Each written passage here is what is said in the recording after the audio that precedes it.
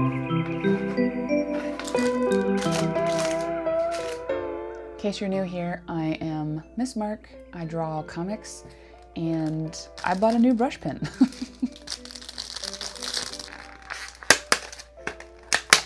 Okay, so I randomly saw this brush on Amazon, as you do.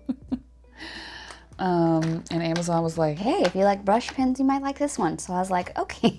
The instructions let you know that it is, in fact, a pen for drawing and writing. I think this is probably just a Pentel brush, or a Pentel pocket brush pen. It's just not branded as such, but I think that's what it is. I have a few of those. Just these three.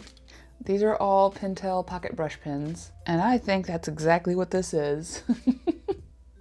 But it comes in a cool metallic body, so, you know. What I like about the Pentel pocket brush pen is that it's real bristles. That is definitely my preference for a brush pen. I don't like having the felt tip or just the soft tip.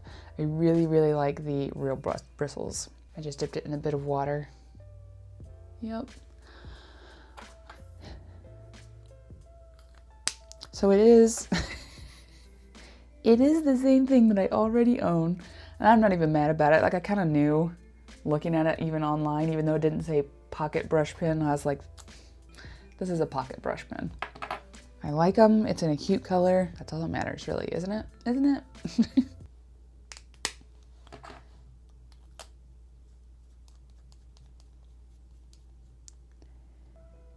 Here we go. Here's the thing about brush pens, right? So these are all Pentel pocket brush pens, and these just kind of come in one standard size and shape. You can get the different cases and stuff, but other than that, they're pretty much the same. I do really like the Pentel pocket brush pen though. That's kind of what got me started using brush pens. And then, beyond that, Kuretake makes some good ones. Let's see here. So these are all Kuretake, and I know they don't have the name on them because it's been a minute. I think this is a number 40. I'll put the names on the screens because I'll have to check my Amazon because I don't remember. This one was probably the most expensive at the time. I think it was like $30 or $40.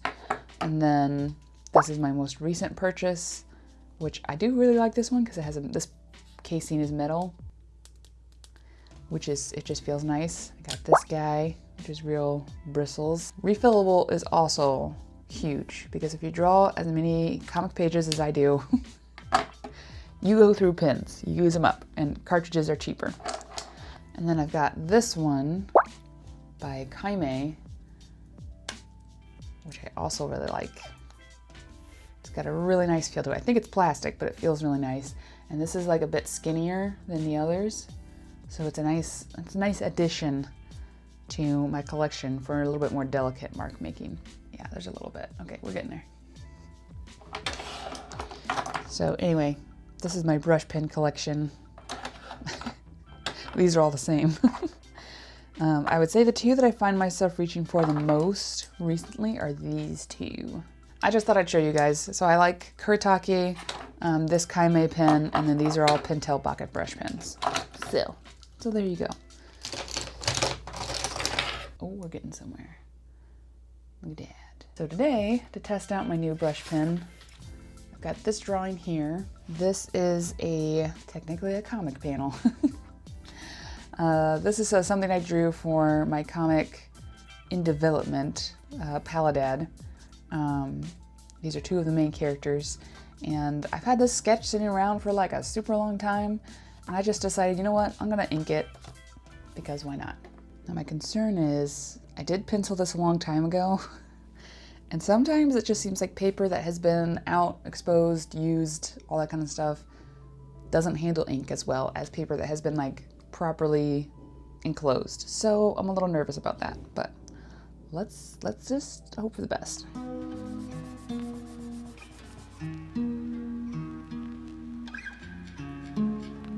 I don't see any like crazy feathering or bleeding, so I think we're okay.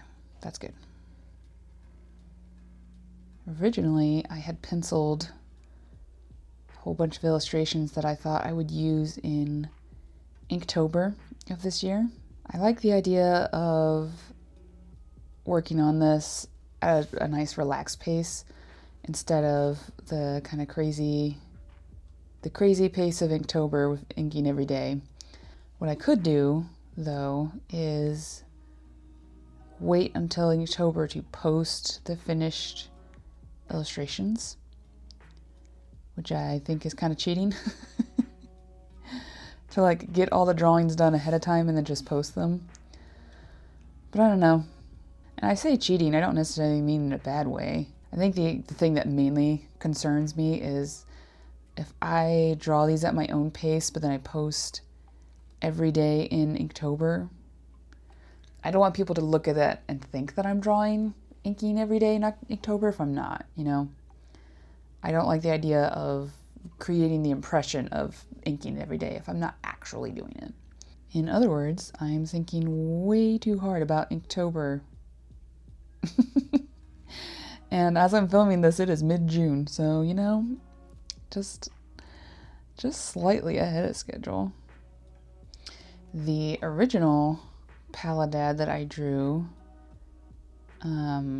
was for Inktober, and I kind of liked the boundary of 31 pages, or 31 panels, and simple inked black and white format. So just for fun, I decided to stick with it. So I actually drew, well, I thumbed out an entire like 31 panel episode, and then I've penciled like 15 of those. So I guess it's essentially episode 2 of Paladad, although technically it's more like episode 1, and the first Paladad that I drew is like is like a prologue. It's very much a side project that I just kind of use when I feel like it, you know? It's like it's very much for me. I should just post like the whole prologue on Patreon with lettering and word balloons and everything. I should just do that. Just spend an evening getting those panels formatted and put up on Patreon. That would be kind of satisfying. So far, I'm liking this pen quite a bit. Pentel pocket brush pen is, I think, a good beginner brush pen, but it's still tricky to get used to. There's kind of no way to like get used to a brush pen except by just using it and having a lot of patience with yourself. Brush pens are super versatile, super flexible, but that's kind of what makes them challenging to use.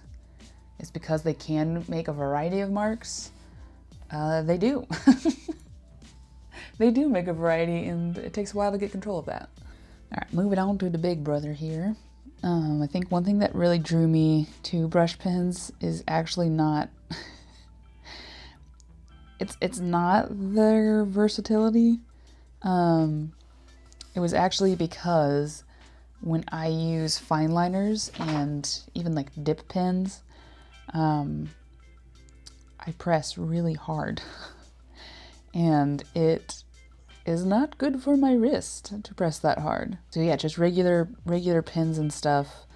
I found my hand just getting so tired and sore and stiff, and I kind of realized that with brush pens you can't press hard.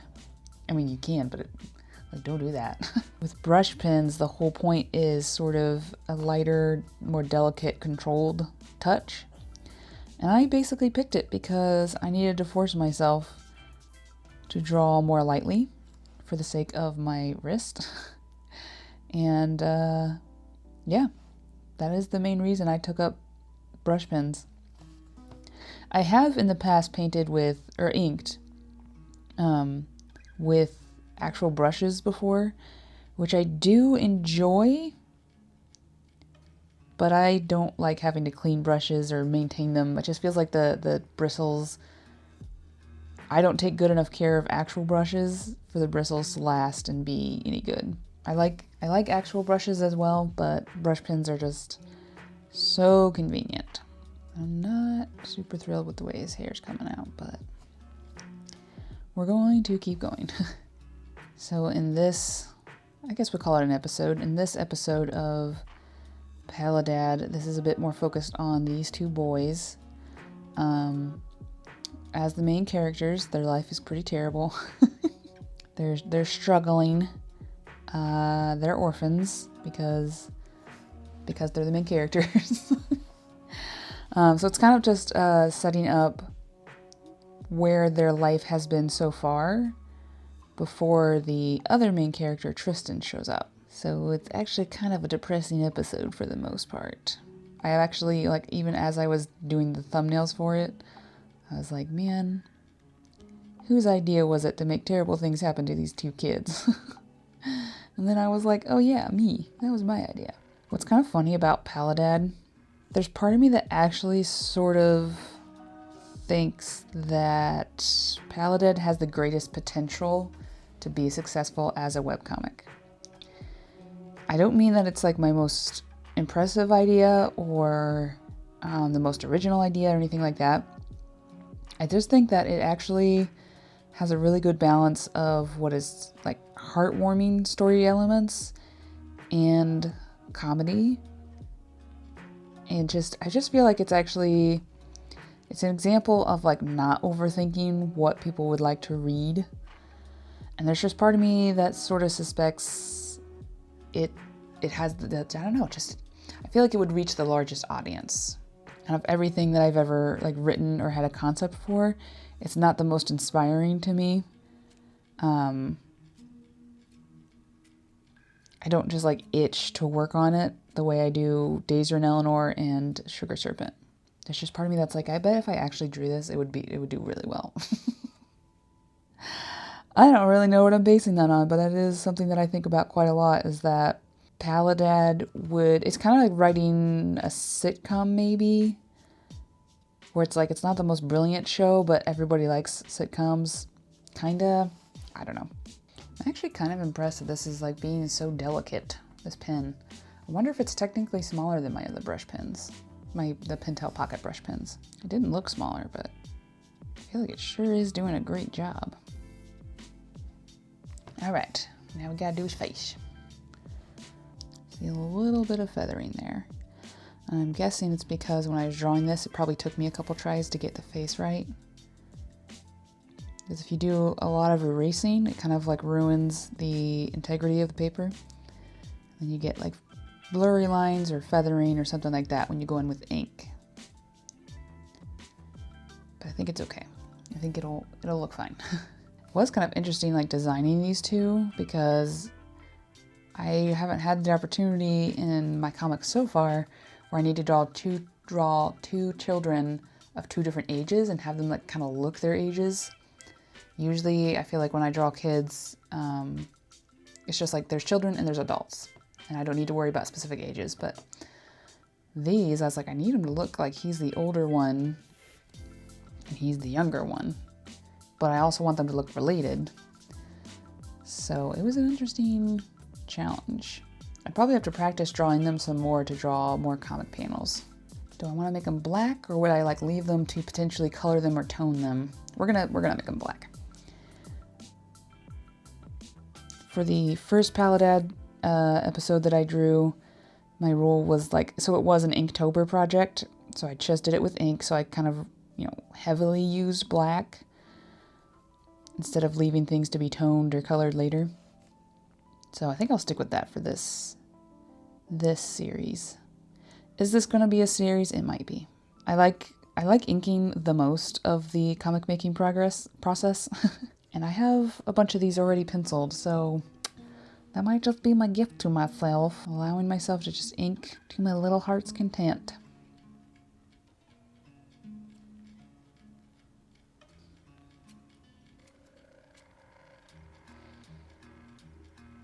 These lines require a bit more focus, so we might have to pause a little bit of the voiceover here. Oh, I'm already glad that I'm doing that.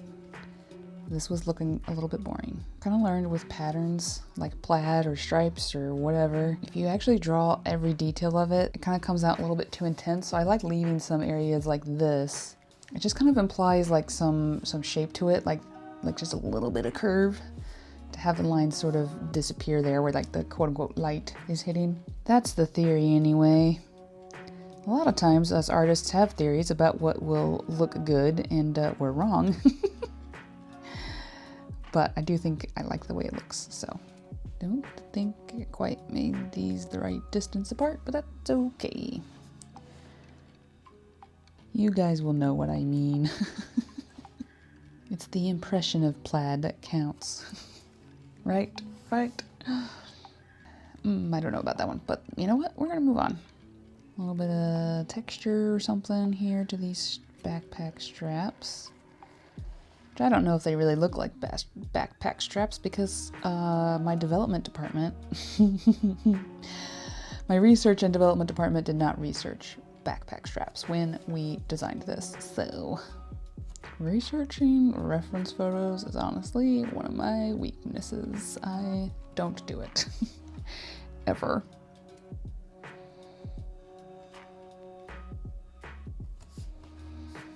I like that actually. That's a bit much. We've ruined it. Okay, so here we go. Here's the finished illustration. I think the pen did a great job. Super solid, super reliable, steady little pen. I think it did a great job. Very pleased with how it came out. Hope you guys enjoyed. Hope I was able to keep you company, keep you entertained, and I'll see you in a future video. Goodbye.